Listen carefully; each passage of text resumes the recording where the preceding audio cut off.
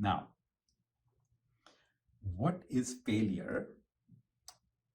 And the concept of failure is being currently in our environment, in our emotional, mental environment, is currently, we think, being miscommunicated, abused, and misused.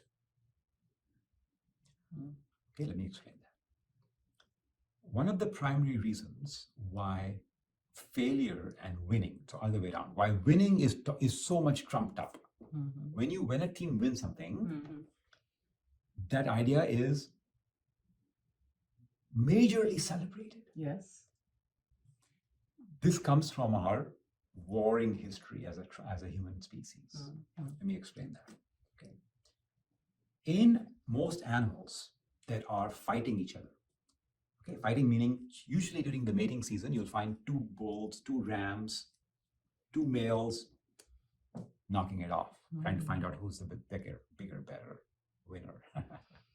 Okay. And this is in our chemistry to do that, right? To take on a challenge, because when we feel we're right, we want to take on a challenge, right? And then we put everything into it, both male and female, because we both have testosterone, and testosterone drives this. Now, the way that your body is designed is that when 2 males knock it off, even 2 females have the powwow, one wins and the other one loses. The one that loses, immediately the body's chemistry kicks into a different gear to make sure this person survives for another day. Because maybe he's too young, right? The other guy is older, stronger, has more experience.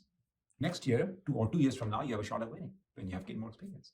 So the body reacts in a chemical way. What does it do? What does it do? It lowers your testosterone. Oh, wow. And the winner, even like 2 goats, right? They look for the behavior that shows lower testosterone. The tail goes lower, eyes go lower, shoulders come down.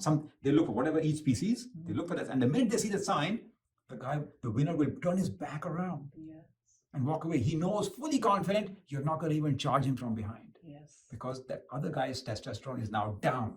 And he will now just say, you win, I'll survive to fight another day. And he doesn't, and they back off.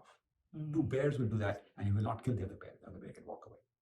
And he's turning his back, and the guy could really do a rear attack and cause some major damage, right? But none of the species do that. Human beings, on the other hand, can do that, right? But anyway, what we're talking about here today is that why winning is celebrated is because when we celebrate a winner's victory, we up their testosterone even more. And that is very, very pleasurable to be around. That person feels, if you feel like being around them, a person who's just recently won something. And the person with the lower, and the person who has lost, because the victory is being celebrated so much, their testosterone does go down, which helps them survive, which is good for them. So this social custom of celebrating victory helps the loser survive and not do a rear guard attack, because they might get smashed. And because if you ever attack after you have accepted defeat, then they will actually kill you. The species that are fighting you, even your own species, almost all species have a rule against killing their own type.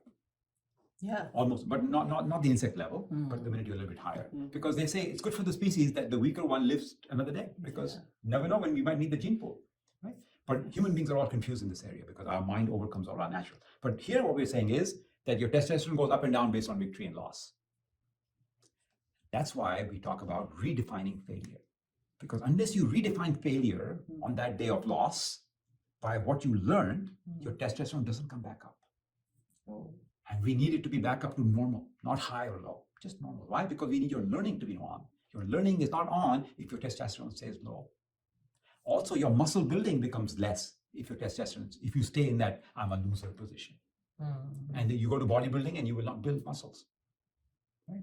And you may need the skill set, right? So you need to get that back up. That's why redefine failure or redefine success. Success is learning, not winning. That gets you back up. And that's goes back to the concept we talked about earlier, which was, what was it? About the self-confidence? How to recover. Oh, after a failure? No. We talked about resilience. Yes. Emotional resilience. Emotional and resilience, bodily resilience. That's why I said there's resilience and emotional. They're two different things.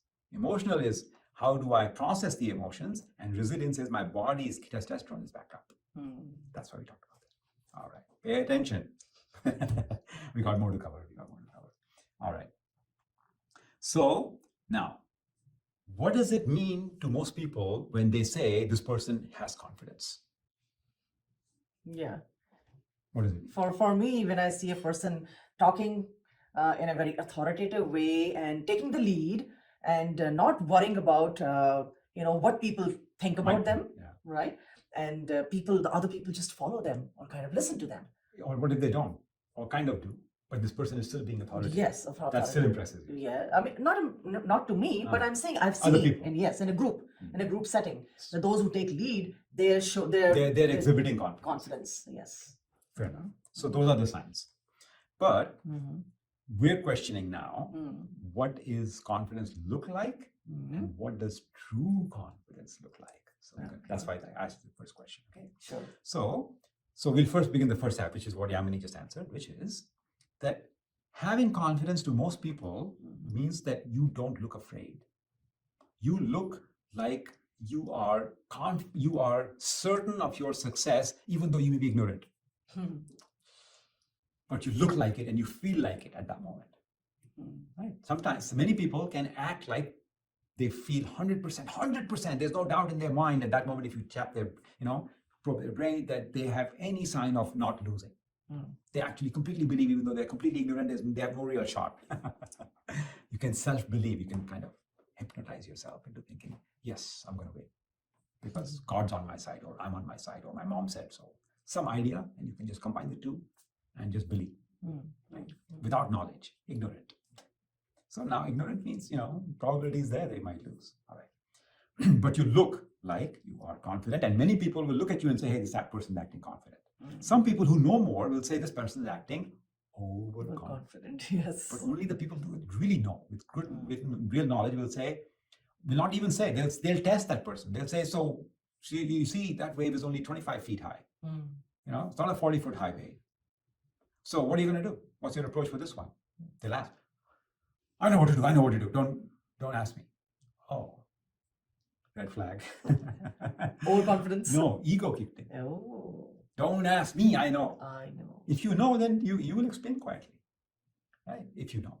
That's one reaction. Another reaction will be, without the ego, they'll say, I don't like to discuss before I do it. Please don't mind. Can we discuss this after the event is done? Because during the event, I don't like to discuss and judge myself.